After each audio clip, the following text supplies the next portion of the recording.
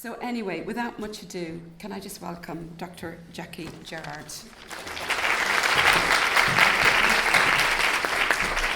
Thank you very much for that lovely introduction. Yes, just qualified. I've got some good muscles, yeah, absolutely. And a wee tip for today, I would say that is, if you feel a wee bit stiff or getting a little bit, just do a little bit of shoulder rolling. Oh, actually, I'm not here to do fitness, am I? Sorry. But yeah, a bit of, stretching your quads and stuff like that. It'll just kind of waken you up. So any more advice, come to me at the break and I'll give you a wee squat fitness session in and amongst.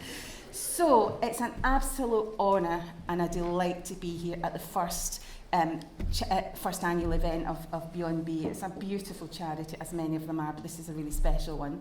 And also very special for me is to be here at University of Salford. I love this Midwifery Society.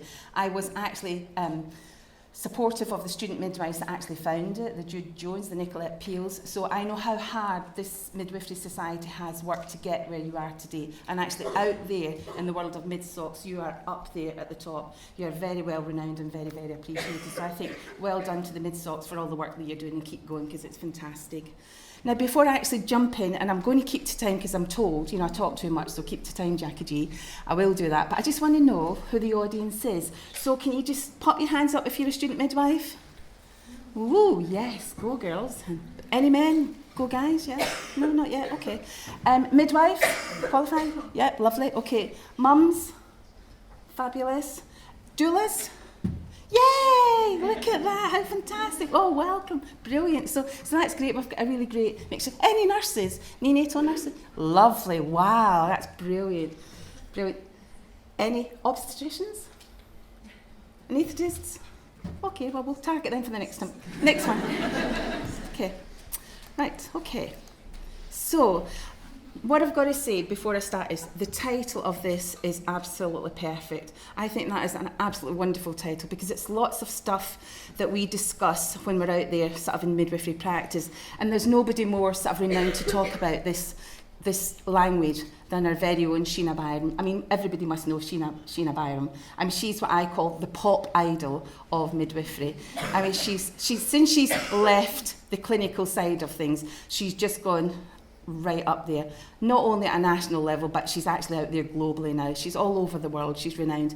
And Sheena, one of Sheena's passions is about getting the language right for women and families. And Sheena does use this phrase that women, the word not allowed should become, you shouldn't use the word, let me start again. Maternity services shouldn't allow the word allow because it is a negative language. She's come across women, I've come across women, we've all come across women where midwives, healthcare professionals are using negative language. And the type of negative language is the only word, you're only 3 centimetres dilated, or the negative, you've not progressed, failure to progress. The impact of that and the impact it can have on a woman psychologically can actually slow the woman's labour down because she feels so negative about her own body. So we've got to be really, really careful when we're thinking about how we're speaking. We've got to be compassionate and kind, and we've got to be careful. Always professional, of course, but we've got to be really careful. So I sent a message to Sheena to say that I was going to be quoting her. Don't know which part of the world she is in at the moment because she's all over the place. But I think it's really good, and there's lots of debate on Twitter and social media about it. So I think it's really important that the word allow shouldn't be allowed in maternity services. Now, on the issue of language, I think it's really important that we're all clear about what the definitions are. And just a little bit, this is not to insult anybody, this is just a little bit of revision just to make sure we're all clear in our head as we go through today what we're talking about in terms of what mortality is that we're looking at. So just a little bit of revision. Perinatal mortality, fetal deaths after 24 completed weeks of gestation and before 7 completed days. Stillbirth, where a baby is born from the 24th week of pregnancy and didn't at any time after being born breathe or show any signs of life. That's the technical definition completely expelled. Talking about language, I think that's an awful phrase. A baby is born irrespective. It's not expelled, it's born. But that's the official definition. Neonatal mortality is death before the age of 28 completed days following the birth. Early neonatal days up to 7 days. Late neonatal from 7 to 28, and infant mortality is death in the first year following live birth. Miscarriage spontaneous loss of a pregnancy before the fetus has reached viability at 24 weeks. So we're all really clear, we know what we're talking about when it comes to perinatal and stillbirth and infant and neonatal mortality. Still on the theme of language, thinking about how we speak to our clients, how we speak to our women, how we speak to our families. This is a quote from a documentary. I don't know if anybody saw it in the BBC not that long ago, where a woman shared her experiences of her care following the sad loss of her baby Teddy. I think one of the first things that when you think about baby loss, there is no word in the English language that actually identifies what's happened to a parent. If you think about language, when you think about a woman who's lost her husband, she's a widow, a husband that's lost his wife, a widower, children that have lost their parents are orphans. What do we say when a mother and a father have lost their... We haven't got, and we can't define it, and I think that's sometimes when we get quite careless in our language. In this particular instance, this woman, Ellie, talks about when she lost her baby. The baby sadly was born normally, but sadly died at 3 days old, some sort of a metabolic disorder unexpectedly. When the bereavement midwife, whom you would expect to be top-notch professional, sort of pulled up to speak to her, didn't even ask her about her baby's name, was it a boy or a girl? She just, sort of went straight into, oh, I'm here to talk about your unfortunate loss. And I think, it's those kinds of phrases that we've got to be really careful about. We've got to be compassionate. We've got to take time as professionals to actually read the notes, learn a bit more about the mum, the woman, the father, before you actually start speaking to them. And what exacerbated this lady's experience was the fact that about a week later, she got a phone call from the medical secretary, and the medical secretary opened the conversation up with saying, really sorry about your unfortunate outcome of your pregnancy. I mean, what a way to speak to a mother, unfortunate outcome. She said, I lost my baby and he was called Teddy. So on Twitter, there was a lot of discussion about this, and there was Jana Richens, who's pinned this. She's NHS England's Deputy Chief Midwife, and she's pinned this to her Twitter feed so that people can say, see, my baby died, please ask me his name. And I think that's very, very important. Okay. Now, no doubt you're going to be hearing membrace all day today, and this is something that we really need to take note of, and it's the way that we measure our healthcare outcomes. But on a sort of international note, it's important to think about how do you look at the health of a population? How do you look at the health of a country? Well, actually, not only its adult mortality rates, but if you look at the neonatal and the infant mortality rates, that gives you a good indicator of how healthy that population in that country is. So this is ours. We have on a yearly basis Embrace reporting on perinatal mortality surveillance, and this report was published last month, and it's for the births in 2017. So I'm going to try not to kill you with data, but it is important as midwives and student midwives, professionals, doulas, etc., that we know what kind of country and how healthy our country is. So that's the number of births born in the UK, the 4 countries. 2,840 stillbirths. That's 2,840 too many stillbirths in this country. We had 1,267 neonatal deaths. And again, I'm going to repeat that. 1,267 too many neonatal deaths. Absolutely staggering when you think we're a resourced country. So breaking it down, here are the headlines from Embrace. Extended perinatal mortality was reduced. Now that's the good news, reduced. I'm going to give you the good news first, but there's also some bad news as well. So we have gone down from 6.4 to 5.4 per 1,000 total births, and that's babies born over 24 weeks. We have reduced our stillbirth rates from 4.2 to 3.74 per 1,000. If you actually look at the numbers, that's 350 fewer stillbirths. Now that is good news, but that's still far, far too many in a resourced country with an NHS. Our neonatal deaths reduced slightly. That's not very, very, very much, 1.84 to 1.67. And since 2013, Embrace are reporting that we've had the largest fall in mortality rates. They're actually down by 18%. Now that sounds positive, but it's still, still a lot of work to do. Intrapartum stillbirths. Now this one, I think, as a healthcare professional, as a midwife, as a student midwife, future midwife, a doula that's with a woman, doctors, this is a shocker when you're actually giving care to a woman in labour and the outcome is an unexpected stillbirth. It's also a shocker as a healthcare professional when a woman comes in with an intrauterine death and you have to provide care, the best possible, highest quality care. It is a shocker, an intrapartum stillbirth. It really is. I mean, the woman that I've looked after is still, I can't remember the names, but I can remember the experience. So what must it be like for the woman? So it's gone down quite some way from 2014, 5.8% to 1.8% in 2017, and let's hope that still keeps going down. I also think that it's a shocker for women and families that when you do have an intrapartum stillbirth, we don't know why. We actually do the tests, we do the postmortems, and we can't give the parents an answer. How can the parents move forward if they don't know what caused it? What impact is that going to have in the follow-up pregnancies? So the unknown causes of death have gone down from 46% to 34.6% in 2017. And again, that is good news, but it's not good enough. We've got to keep progressing this. We've got to keep putting things in place to improve that, because that is absolutely shocking. This is now onto more bad news, that our stillbirth rates, although they are coming down in our population, for black British, they're very, very high. 8.17, only down 7.46 per 1,000 births for black British. And also for Asian and Asian stillbirths, we're not down very much, 5.88 to 5.7. But when you think of that 5.88 and that 8.17 in comparison to our 3.4, whatever, it's shocking. We've got to look at this and see why, what's different. Maternal mortality rates, recently Embrace have reported that for black women and for South Asian women, that the mortality rate is still very high, that black women are dying in this country. Why is the question. We have to look into that as healthcare provider, and we need to get to the bottom of that. Neonatal mortality rates as well are still very high in comparison.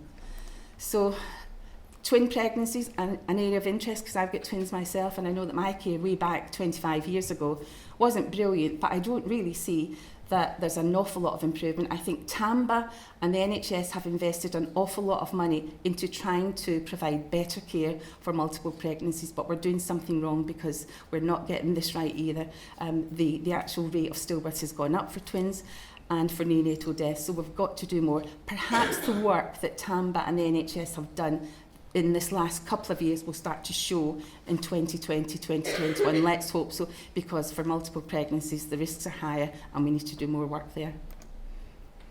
Now, Chris likes me always to look at the comparator countries. He likes the global stuff, so I don't know where you are, Chris, but this is for you, the global stuff. It's really interesting to actually compare your country to another country, because you then get a feel of where you sit in the kind of the top 10, as it were, or the top 18 in this case.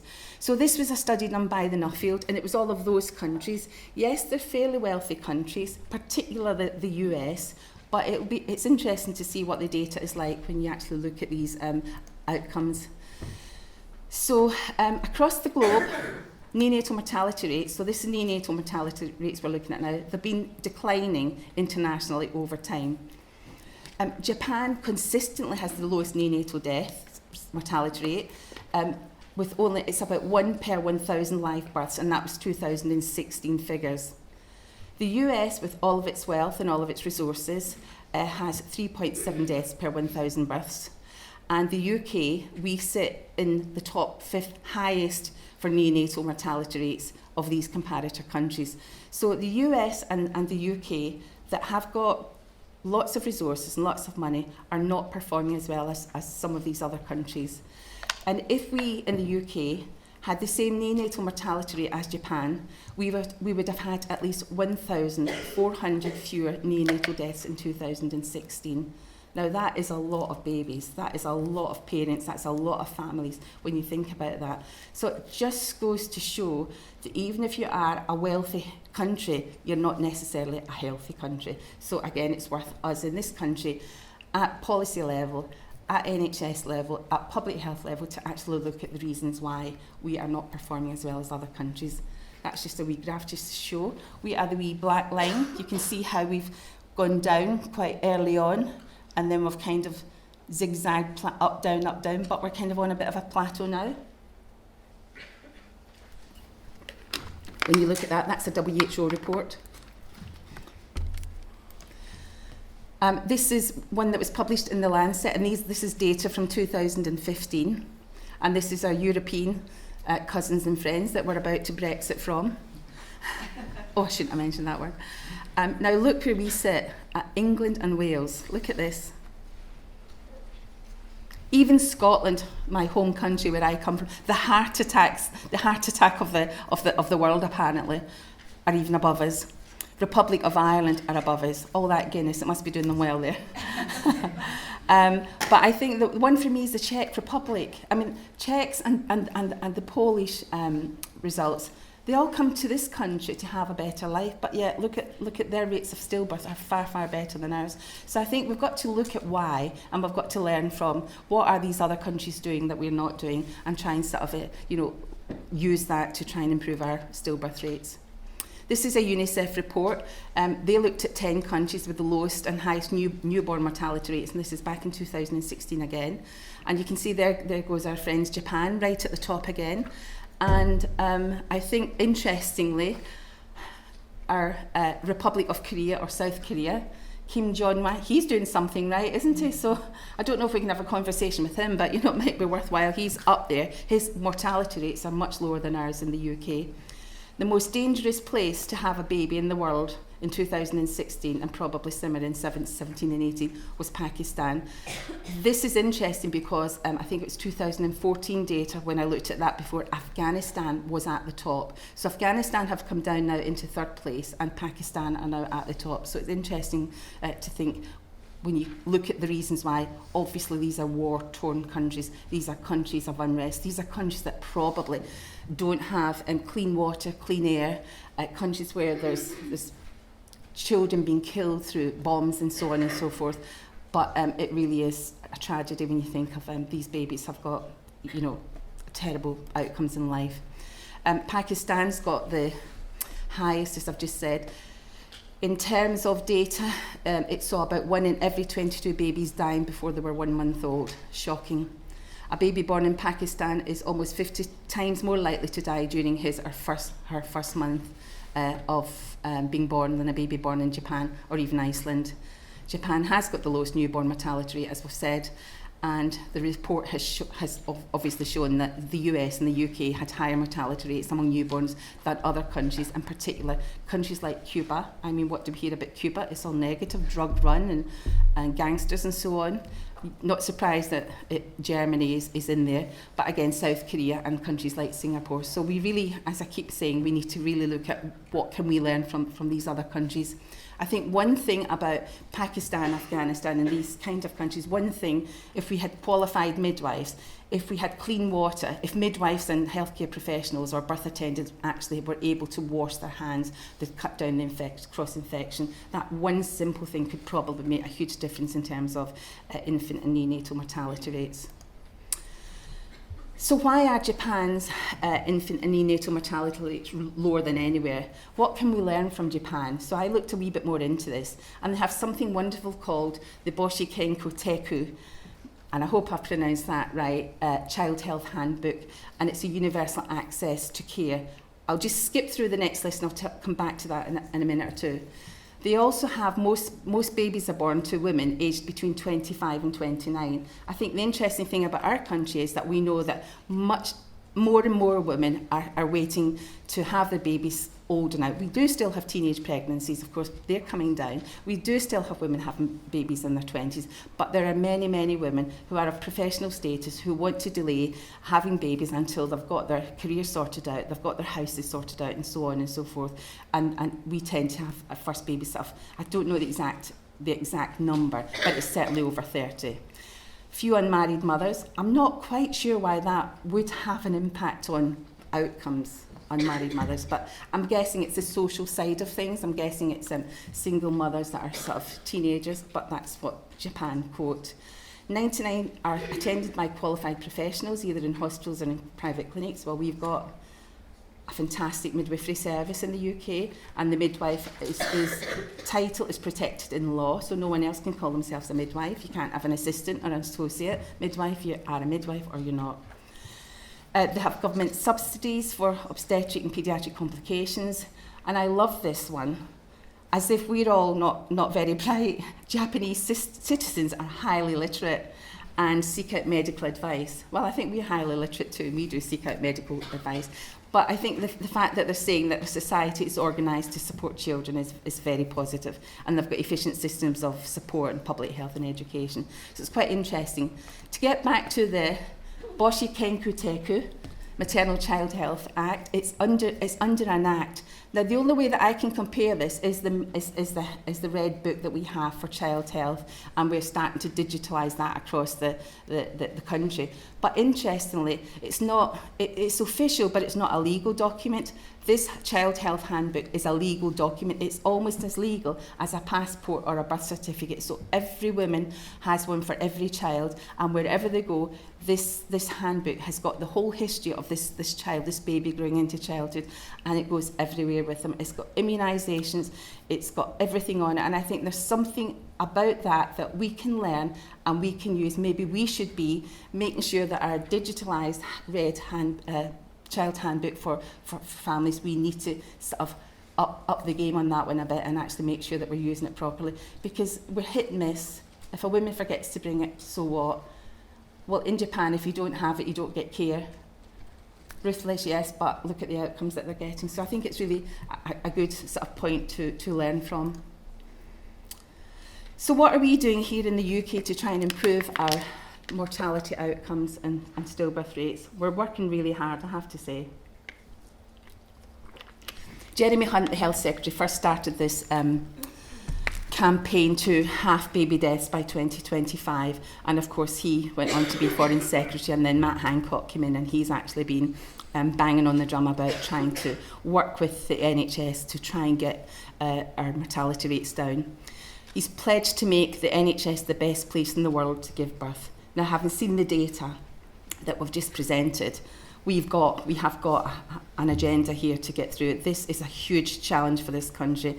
As I say, even though we've got free NHS at the point of care, to actually half baby deaths by 2025 is a huge ambition. But I'm delighted that ambition is there. I'm delighted for the parents and the families. If we don't aspire to try and be the best place in the world to actually give birth, then we'll never get there. So that is a very strong positive aspiration. That's around 4,000 babies per year that we're aiming to save lives on. And obviously there's a whole load of initiatives being developed across the NHS to try and actually achieve this and reduce serious birth injuries, particularly brain injuries in newborn babies as well. So it's a wonderful ambition, but we need to work hard, but we need investment too. Here's one of them, NHS Improvement, the National Driver Programme. That's like a quality improvement programme where there's lots of initiatives in place to bring down smoking rates, have smoke-free pregnancies. Midwives are sort of doing CO monitoring of women, trying to make sure that women are educated and understand the importance of not being in a smoky environment.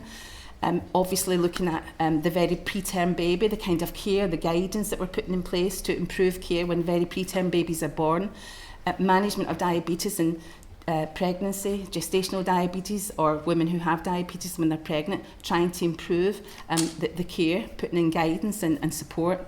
Management of neonatal hypoglycemia, that's the biggie. They've been working really hard on that one in the NHS and in maternity services, and trying to put things in place to manage deterioration during labour and the early postpartum period, and that's the one that we're really working hard on to try and make sure that we're not getting these sudden, unexpected stillbirths during labour and post-labour. Each Baby Counts, the RCOG, another initiative where midwives are reporting on incidents. There's a specific criteria that you report to RCOG, and they're actually looking very closely at the data and looking to see what lessons can be learned and put more initiatives in place to try and prevent deterioration and improve care. So that's the NHS, and there's more. That's the tip of the iceberg. There's lots and lots of initiatives going on out there. There's lots of local projects, there's national projects, and in the 4 countries, they're all sort of trying to pull together to learn from one another.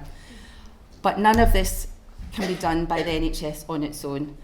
The fabulous charities, as I like to call them, the amount of work that the charities are doing. Here we are today, Beyond B. I think I might have a wee slide, yeah. We are here today because of Beyond B.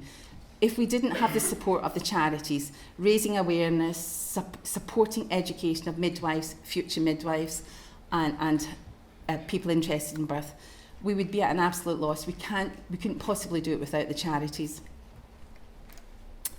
Kicks Count, this is an absolutely brilliant initiative. This one's gone sort of viral, I have to say. I think it's great. This is also about educating midwives, healthcare professionals, but it's also about educating women very, very simply on social media, giving out leaflets, giving out the very simple message. If a pregnant woman tells you her baby isn't moving as much, here's what to do. Don't tell her the baby has run out of space. Don't tell her the baby's getting ready to be born.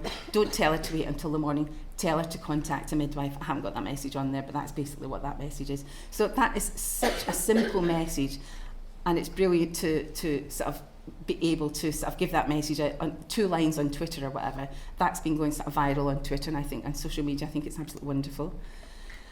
Another one is a charity that I'm associated with, Saying Goodbye. Zoe Clark Coates puts on a lot of services, gives support to women and families, parents, puts on interdenominational, non-denominational services, which I was at one recently, and women and fathers attend this, and it might be they may just have lost a baby, or it might be somebody for the first time in 40, 50 years have been able to pluck up the courage to actually go to a service and actually speak to somebody about their experience or whatever, almost giving themselves permission.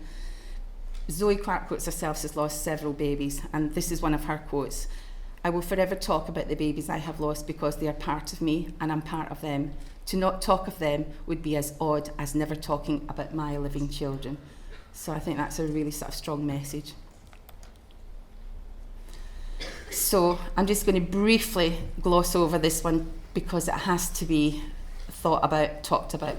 It's all of that work that we've been doing, everything that we're trying to do to bring down mortality rates, and only this week we have yet another NHS scandal in maternity care, estimated to be the largest scandal in history. We don't know until we see the report.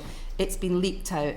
What I can say is Donna Ockenden, who is the lead investigator, is a close colleague of mine. She will leave no stone unturned until she gets to the bottom of these babies' deaths. So it's absolutely shocking. Can't say any more. I mean, I'm horrified. I also feel disgraced because there's midwives implicated, but we can't say much more until we actually see the full report. But it just breaks my heart, and I'm sure everybody else's hearts, that all the hard work that we're doing, and then we get something like this. So we just need to sit tight and wait and see what the outcomes of the report is, but also meantime think about the parents that this is affecting. So the title of the conference, am I allowed to? Simple answer is absolutely yes. It's a human right issue. Am I allowed to? Irrespective of what's going on in the NHS, whatever a healthcare professional says to you, the answer is yes. You have a choice and you have a right to safe, high quality maternity care that meets your needs, privacy and confidentiality for all women, choices in the birth room, choices in the antenatal period, choices postpartumly, freedom from any form of discrimination whatsoever. Irrespective of the situation, women have a right to bodily autonomy during pregnancy and birth. And if they want to choose to free birth and not have a healthcare professional, that is there. We might not agree with it as professionals, but that is their right. They have a choice. They have the right to have explanations of risks and benefits, not just give them all the risks, but also the benefits, because we're very good at, being quite negative in our language and explaining risks, but without explaining what the other choices and the benefits can be from that. And have a choice, as I mentioned, when and how to give birth. And that's Rebecca Schiller, who is an absolutely wonderful sort of human rights person is she's got a website, birthrights.org.uk. It's worth having a look at. If you're ever struggling about women making choices that you think, oh my goodness, you can't do that, it's worth getting in touch with Rebecca or looking at the website.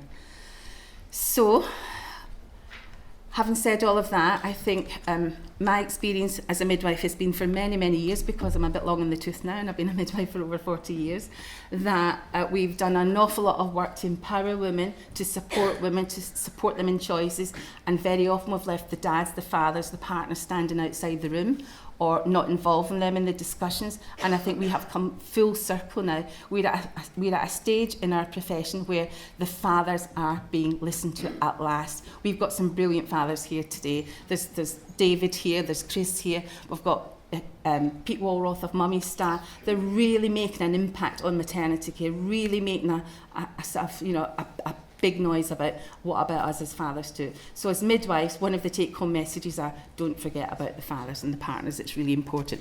And I'm going to finish with a poem. It's one of Zoe Clark Coates' poems that was said at the service I was at a few weeks ago.